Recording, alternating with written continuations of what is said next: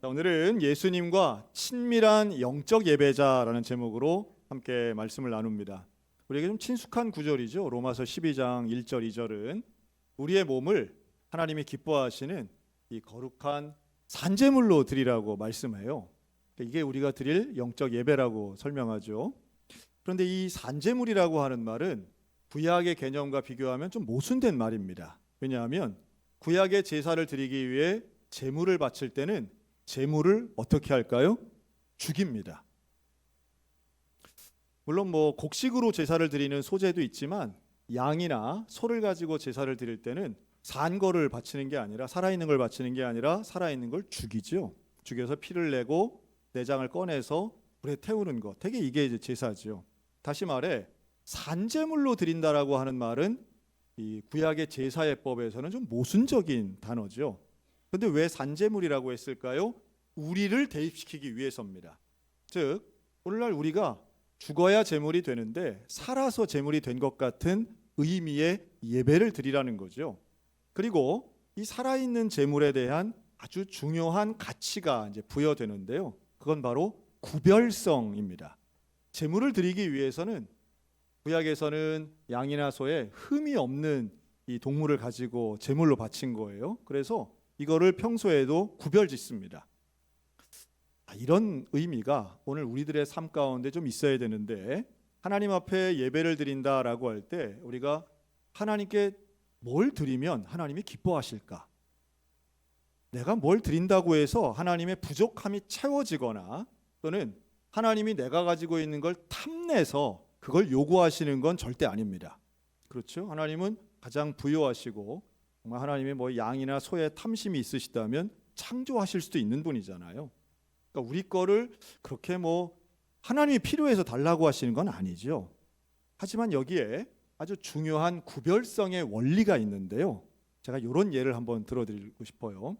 여러분 자녀를 키우다 보면 어린 자녀가 어느 순간 엄마 아빠 생일날 선물을 할 때가 있습니다. 그렇죠? 용돈을 10,000원을 줬는데 이걸 가지고 얘가 가서 엄마 귀걸이를 사온 적이 있어요. 홈플러스에 가가지고. 저희 집에 실제로 있었던 일입니다.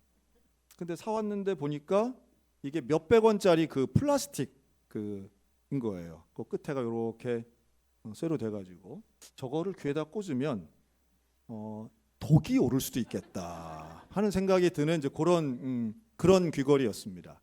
자, 그런데 그걸 받아가지고 야, 돈 낭비하게 이런 걸 왜 사왔냐 이랬을까요? 아니면 세상에 가장 귀하고 세상에 제일 예쁜 거라고 얘기했을까요?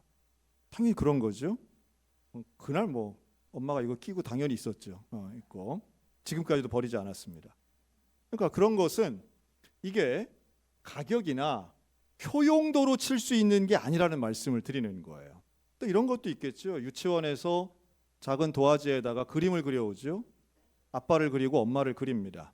자, 그러면 그걸 가지고 카드처럼 만들어서 엄마 아빠한테 딱 디밀 때 맨 처음에 그린 그림은 그것이 우리나라의 미술사학적으로 의미가 있는 작품일까요?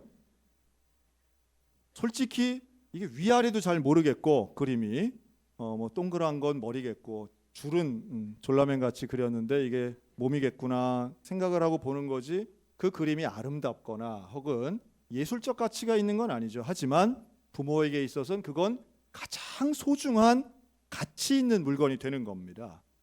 여러분 하나님께서 우리에게 너희의 몸을 하나님이 기뻐하시는 거룩한 산제물로 바치라고 할 때는요. 하나님께서 내가 갖고 있는 소유나 내가 가진 것들을 하나님 탐내서가 아니라 나와의 관계성을 말씀하시는 거예요.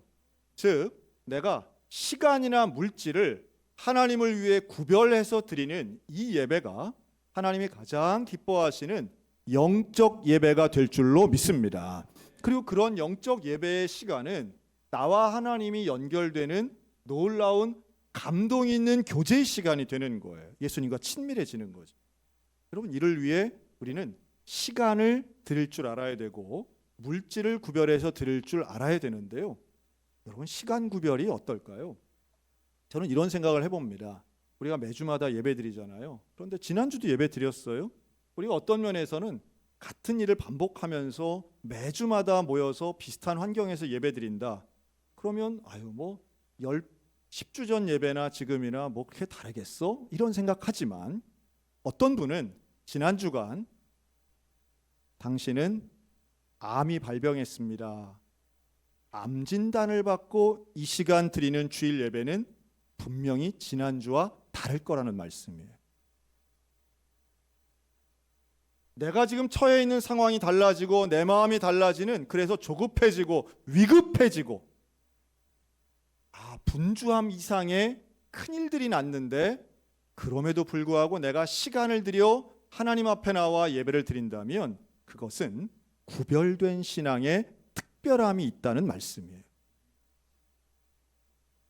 물질도 전 마찬가지라고 봅니다. 내게 있는 것을 마땅히 드려야 된다고 생각해서 헌금도 하지만 그 헌금을 어떤 과정을 통해서 마련했느냐에 따라서 헌금을 대하는 방식이나 예배를 대하는 느낌이 완전히 달라질 수 있다고 저는 생각해요. 그러니까 우리가 하나님 앞에 좀 구별되어 드린다라고 할 때에 그 가치를 잘 한번 생각해 보세요. 나는 과연 하나님이 원하시는 시간과 물질을 내가 산재물이 되어서 드리고 있는가? 내가 과연 구별하고 있는가? 그리고 그런 구별을 통해서 하나님이 내게 받고 싶어 하시는 것은 무엇일까? 그럼 우리의 인생에서 그렇게 좋은 것, 중요한 것을 구별하여 드릴 때에 하나님의 능력의 역사가 우리의 삶 가운데 일어나게 될 줄로 믿습니다. 제가 언젠가부터 좀 그런 생각이 들었어요. 우리가 듣는 음악 있잖아요. 근데 음악 중에 다양한 음악이 있지만 클래식이라고 하는 음악들이 있습니다. 클래식이란 단어만 들어도 벌써 잠이 오는 것 같고, 뭔가 들어는 봤는데 그 제목은 잘 모르겠고, 뭐 비발디, 슈베르트, 쇼팽, 베토벤 들어는 봤는데 그 음악이랑 연결은 잘 안 되는, 그거보다는 트로트가 훨씬 더 좋지, 아마 이렇게 저처럼 생각하시는 분들도 많을 거예요. 그런데 어느 순간 그런 생각이 들더라고요. 이 우리가 클래식이라고 부르는 음악들이 언제 만들어졌나? 너무 놀라운 거는 조금만 검색을 하고 책을 보니까 우리는 1000년 전 음악을 듣는 건 아니더라고요. 이 클래식이라고 하는 건 이 르네상스가 끝나고 바로크가 끝나면서 우리가 듣는 현대 음악이 시작이 돼요. 현대 음악의 아버지 바흐가 죽으면서부터 시작되는 건데요. 그때부터 고전주의, 낭만주의, 좀 어렵지만 그 기간 자체가 채 250년밖에 안 돼요.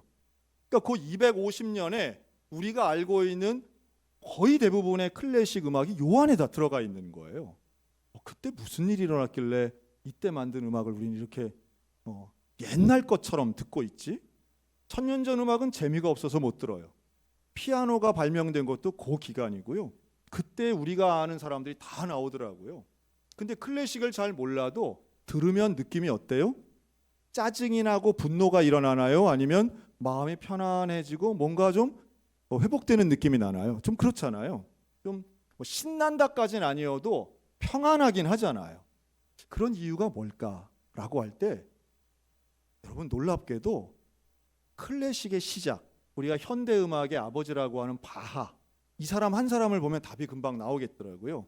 이 사람의 직업이 뭐냐라고 하면 라이프지히 같은 그런 도시에서 교회의 음악 전도사님 같은 분이었어요. 이분은 칸타타라고 말하는, 칸타타는 합창곡을 얘기하는데요. 이런 곡을 200곡 이상 쓰고 많은 곡들을 작곡했는데 모든 곡의 공통점은 교회 찬송가였던 거예요.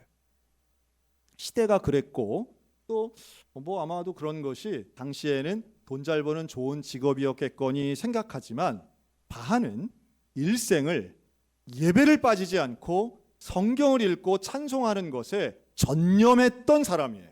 단순히 음악적 천재성만 가지고 사람들을 즐겁게 해준 사람은 아니라는 거죠. 조금 다른 이야기지만 음악의 천재라고 했던 몇몇 음악가들은 사실은 음란하고 타락한 생활을 했던 기록으로 말년에 건강이라든가 상황이 안 좋아졌던 분들이 참 많습니다. 하지만 바하는 본인이 유명하고 유능했지만 거룩한 삶을 살면서 음악을 만들어요.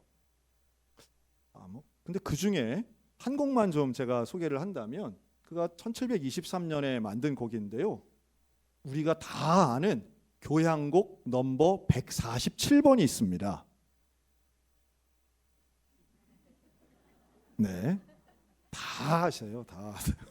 다 아세요. 이게 연결이 안 돼서 그렇지 그 곡을 들으면 아 그거 하고 이제 우리가 다 알는 거예요. 자, 그런데 이 곡은 원래 가사가 있는 합창곡이거든요. 제목이 뭐냐 하면 제목이 너무 놀라워요. 제목이 예수님 만백성의 기쁨이란 제목이에요. 그러니까 번호로 얘기하는 것보다 훨씬 더 친근감이 있죠. 근데 이 가사가 어떠냐 하면 예수님은 나의 기쁨의 원천이고 내 마음의 희망이십니다. 예수님은 모든 근심에서 나를 보호하시고 내 생명의 힘의 근원이십니다. 내 눈에는 기쁨이 되시고 내 영혼에는 보물 같은 분이십니다. 그래서 나는 내 마음과 눈에서 예수님을 멀리하지 않겠습니다. 와, 이런 가사더라고요. 우리가 무슨 커피 광고에서나 맨날 들었는데 아, 이게 이런 곡이었구나. 이게 피아노 곡으로만 들었는데 아, 이런 가사가 있구나. 참 놀라웠습니다. 왜 우리의 마음이 평안해지고 왜 우리의 기분이 그렇게 안정감을 주었는가? 제 수수께끼가 풀리는 순간이에요. 음악적 재능과 하나님을 향한 신앙이 평생을 통해 녹아 있어서 그는 이러한 찬송가들을 지었고 그 찬송은 오늘도 우리에게 감동을 주더라는 거죠. 여러분, 저와 여러분의 예배가 나의 재능이나 나의 소유를 가지고 하나님이 기뻐하시는 곳에 온전히 쓰이면 시대를 초월하고 상황을 초월하여 하나님께는 영광이고 우리 모두에게는 놀라운 기쁨 될 줄로 믿습니다. 자, 이러한 하나님 앞에 구별지어서 제물로 드리는 우리가 예배를 드릴 때에 또 하나의 모습은 날마다 좀 새로워졌으면 좋겠다는 거예요. 그렇죠? 예배는 매일 비슷비슷하게 좀 드리는 것 같잖아요. 교회 모습이 좀 비슷하고 예배도 많이 드리는데 어떻게 하면 이 예배를 좀 새롭게 드릴 수 있을까? 근데 저는 오히려 거꾸로 한번 생각해 봤어요. 여러분, 인간은요 항상 새로운 걸 추구하거든요. 그래서 못 보던 아주 새로운 좋은 광경을 보면 무슨 어디 스위스의 좋은 산 뭐 이런 데 가서 딱 보면 사람들이 뭐라고 해요? 그럼 따라할까요? 우와 이러잖아요. 여러분, 이걸 뭐라고 하는지 아세요? 감탄한다라고 말합니다. 뭐 어디 드라마에서나 봤는데 아주 뭐 맛있다고 하는 집에 가서 막 예쁘게 생긴 뭐 음식을 먹는데 입에 처음 먹어봤는데 진짜 맛있어요. 그럼 무슨 소리가 나요? 우와 하고 나와요. 감탄하죠. 자, 그런데 이거 순서를 좀 바꿔도 저는 우리에게 효과가 있다고 봅니다. 즉, 감탄을 잘하는 사람이 되면요 모든 것을 새롭게 볼 수 있어요. 감탄을 잘하는 사람이 돼야 됩니다. 나이가 들수록. 그냥 뭘 봐도 별거 아니야, 짜구만, 아유 산이 다 똑같지, 이런 사람 되어서는 안 된다는 거예요. 여러분, 집안에서 감탄하는 부부는 행복한 부부가 되는 거고요, 감탄하는 부모 밑에 있는 자녀는 자존감이 올라가게 돼 있습니다. 감탄하는 성도가 있는 교회는 충만하고 행복한 예배가 될 줄로 믿습니다. 자, 우리 옆 사람 보고 당신은 오늘 더 특별해 보입니다.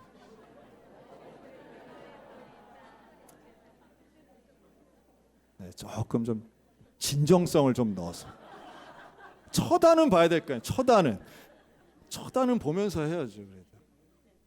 여러분, 이런 것들은 누군가를 칭찬하고 세워주는 선에서 끝나는 게 아닙니다. 단순한 립서비스가 아니에요. 여러분, 감탄은요 이것을 좋게 보는 해석력이라고 저는 봐요. 야, 내가 당신 같은 사람을 만나서 이렇게 근사한 저녁 식사를 대접받네요. 내가 너 같은 딸이 있어서 야, 내가 이런 귀한 이야기를 듣는구나. 내가 어디 가서 이런 대접을 받겠니? 어머니가 나의 어머니여서 나는 얼마나 감사한지 몰라요. 나를 이렇게 사랑해주고 나를 일생토록 변함없이 지지해주고 응원해주는 부모님이 있어서 저는 너무 감사해요. 듣기만 해도 참 감동이 되지만 이것을 매일마다 감탄하는 조로 이야기한다면 여러분 우리의 삶은 지금보다 훨씬 더 수준 높으면서도 날마다 새롭게 될 줄로 믿습니다. 여러분 이렇게 새롭게 되려면요 당연하다 생각하시면 안 돼요. 내가 살아있는 것, 건강한 것, 내가 누리는 것, 가지고 있는 것, 만나는 것, 이건 너무도 놀라운 기적의 연속입니다. 저는 목회를 하면서 가끔 병상 세례를 베풀 때가 있어요. 병상 세례라고 하는 건 건강하지 못하셔서 병원에 오랫동안 입원해 계시는 분이 세례를 권면받아서 본인이 동의하는 하에 세례식을 하는 겁니다. 자, 대부분 이 건강이 안 좋으신 분들이죠. 그런데 그분들에게 오랫동안 입원해 계실 때 예수님 믿었으면 좋겠습니다. 세례 받았으면 좋겠습니다. 이런 권면을 누가 제일 많이 할까요? 대부분은 가족들이에요. 가족 중에도 자녀들이에요. 자녀들은 신앙이 있는데 부모가 신앙이 없는 경우에 이 요양병원에 장기적으로 입원해 계시는 부모님을 위해서 기도하고 이제 권하는 거죠. 그러면 사실은 젊고 건강할 땐 좀 완악하시더라도 반대하시더라도 그렇게 병들고 연세 드시면 대개는 수용하세요. 그래 내가 뭐 다른 거 내가 못 해줄 이게 뭐 돈이나 드나 힘이 드나 그래 내가 네 말 들을게 하고 대부분은 수용하시는데요. 그렇지 않은 분들이 가끔 계세요. 누가 끝까지 반대하느냐 하면 대부분은 종교인들이 반대하십니다. 기존의 자기의 종교를 바꿔야 된다라고 하는 이 부담감은 병상에서도 막 의식이 왔다 갔다 하는 속에서도 거부하세요. 이런 분들 제 기억에 몇 분 계시는데요. 그 중에 한 가정을 좀 소개하려고 합니다. 우리 교회 권사님의 부모님들이에요. 근데 이 권사님이 우리 교회 권사님이 아버지가 이제 요양병원에 계실 때인데 저한테 부탁을 하세요. 근데 이 아버지가 어떤 분이시냐 하면 강원특별자치도 정선군에 있는 향교장이셨어요. 향교장. 이분이 젊을 때 사진을 딱 보여주시는데 그 80년대 90년대 사진인데 일단 갓을 쓰고요. 한복을 입으시고 수염을 기르셨어. 그리고 이제 평소에 뭘 하시느냐 하면 장례가 나면 이 장례를 집례하시는 거예요. 막 충문도 읽으시고 또 이렇게 지역에 어려운 일이 생기면 이걸 가지고 종교적으로 해결하시는 이런 역할도 하신 거죠. 이런 분이에요. 그런데 그런 분이 이 셋째 딸의 부탁을 받아들여서 이분이 병상에서 세례를 받으셨어요. 이게 몇 년 전 일이거든요. 그런데 이번에 그 부인이죠. 우리 권사님의 어머니가 또 이제 건강이 안 좋으셔서 요양병원에 계신 거예요. 근데 이분도 이제 병상 세례를 권면받고 제가 몇 달 전에 가서 병상에 계시는데 제가 방문을 했습니다. 그런데 벌써 눈빛이 이런 분들은 눈빛이 이렇게 살아 있으세요. 몸은 힘들어도 눈빛이 그 종교인의 반짝반짝거림이 있으세요. 그러면서 저한테 뭐라고 하시느냐 하면 여기까지 와주신 건 참 고맙지만 나는 그럴 수 없습니다. 그러시는 거예요. 세례는 어거지로 줄 수 있다 없다? 없는 거예요. 당연한 거죠. 뭐 본인의 동의가 없으면 할 수 없어요.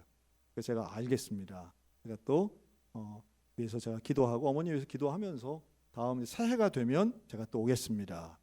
그래서 날짜를 그때 이미 정한 거예요. 1월 첫 번째 이제 토요일 날 제가 오겠습니다. 하고 이제 날짜를 정했어요. 그리고 이제 시간이 한두 달 지났죠. 그리고 날짜가 돼서 제가 지난주에 갔습니다. 가지고 병원에 갔는데 벌써 들어가는 입구부터 우리 권사님이 얼굴이 어두워. 얼굴이 어두워. 우리 엄마의 눈빛이 전혀 가라앉지가 않은 거예요. 그래도 이제 약속을 했으니 목사님은 오셨고 또 이게 참 큰일 났습니다. 여러분 이 집엔 딸이 셋이 있는데요. 큰 따님이 제일 먼저 예수를 믿었어요. 그리고 이 큰 따님이 이제 집에서 떨어지면서 예수를 믿고 동생들을 전도한 이런 가정이에요. 갔더니 이 따님 둘도 다 와 있는 거예요. 그래서 제가 그러세요 인사하고 제가 이제 병실로 들어갔습니다. 들어갔는데 이 할머니가 저를 보시고 뭐라 그러냐면 목사님 어서 오세요. 그래서 제가 그러시죠. 그때부터 제가 바로 세례 문답을 했습니다. 자, 예수님 믿으세요? 아멘. 예수님이 나의 죄를 다 십자가에 지고 달려 돌아가신 걸 믿으세요? 네. 아멘이세요? 아멘. 너무 놀라운 장면이었어요. 빛나던 눈빛이 그냥 저를 보면서 눈을 마주치고 대답을 하시는 거예요. 그래서 문답이 끝났어요. 세례를 베풀 순간이에요. 그런데 보니까 따님들이 없는 거예요. 따님들이 혹시나 자기들 보면 엄마가 반대할까 봐 들어오지도 못하고 문 뒤에서 세 분이 기도하고 있었던 거예요. 들어오세요. 이제 세례식 합니다. 그때부터 이 따님 세 분이 울기 시작하는데 정말 통곡을 하고 울었어요. 누가 보면 엄마 죽은 줄 알았어요. 딱 그 돌아가셨을 때의 모습이에요. 거기서 세례식을 했어요. 이분들이 보기에도 너무 놀랍군 기적의 장면이었어요. 우리 엄마 입에서 아멘이 나오다니. 우리 엄마 입에서. 물론 이것을 어떤 의학적, 과학적인 소견에서 본다면 어떤 치매 증상이라고도 얘기할 수 있을 거예요. 또 어떤 분이 볼 때는 그런 고백이 뭐 진짜 고백이냐 의심할 수도 있을 거예요. 하지만 분명한 건 제가 분명히 믿는 것은 30년 세 딸의 기도가 있었다는 거예요. 그리고 그토록 어려운 우상 섬기고 타종교를 섬기시는 분 입에서 아멘이 나온 건 기적 중에 기적이라는 말씀이에요. 여러분, 누군가에게는요 아멘이라는 말 한마디 하는데 90년이 걸려요. 그거 말하면 죽는 줄 알아요. 아멘을 말하면 집안이 망하는 줄 알아요.